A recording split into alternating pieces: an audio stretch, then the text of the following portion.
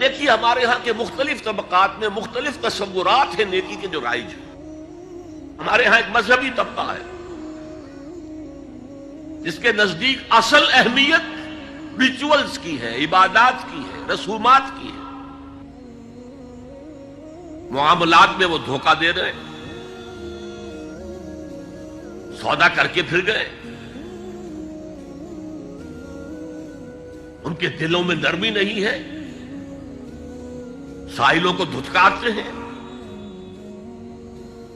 لیکن ایک اعتبار سے بہت نیک ہے، سودی کاروبار کرتے ہیں. ٹھیک ہے بھائی، میں سودی کاروبار تو کرتا ہوں، میں نے مسجد میں تو بنوائی ہے، میں نے مسجد میں جھاڑ بھی تو لگوا دیا ہے، میں نے مسجد میں قالین بھی تو بچھوایا ہے. تو نیکی کا ایک تصور یہ ہے ہمارے یہاں. اس کے بالکل برعکس ایک تصور ہے جدید تعلیم یافتہ طبقات کا تصور. آپ نے بارہا سنا ہوگا گفتگو، بھائی اصل نیکی یہ ہے کہ کوئی کسی کو دھوکہ نہ دے، جھوٹ نہ بولے، وعدہ پورا کرے، اپنا فرض صحیح طور سے ادا کرے.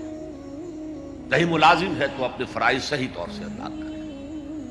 باقی رہ گئی نماز روزہ، یہ تو انفرادی باتیں ہیں، یہ کوئی کرتا ہے تو اپنے لیے نہیں کرتا ہے تو کوئی بات نہیں.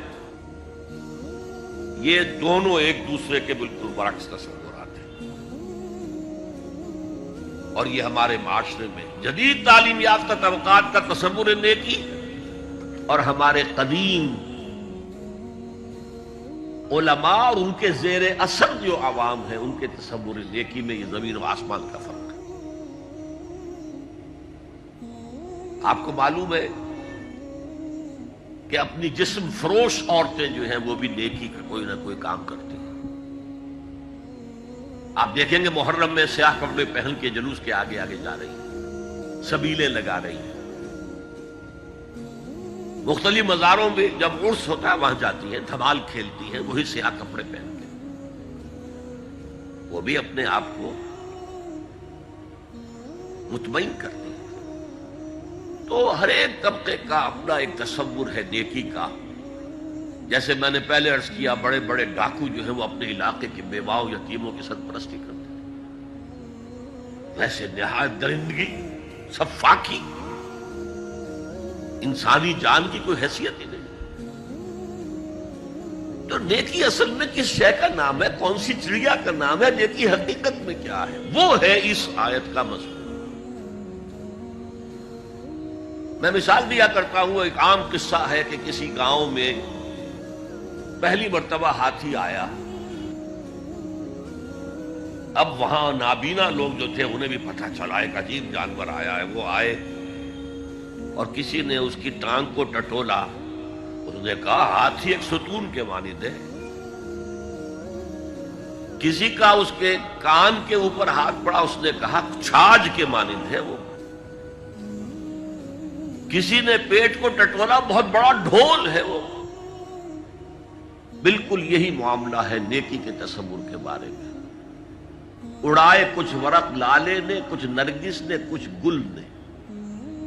چمن میں ہر طرف بکھری ہوئی ہے داستان میری. کسی نے نیکی کا ایک حصہ لے لیا، کسی نے دوسرا لے لیا، کسی نے تیسرا لے لیا.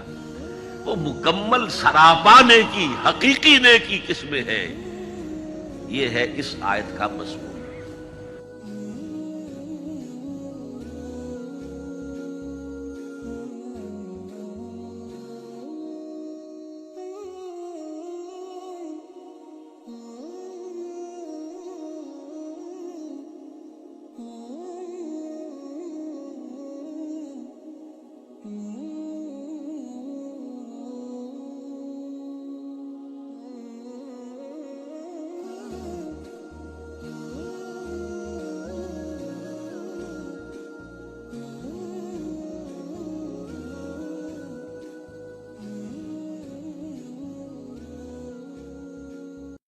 دین کی بات پھیلانا صدقہ جاریہ ہے. ثواب کی نیت سے ویڈیو کو شیئر ضرور کیجیے. جزاک اللہ.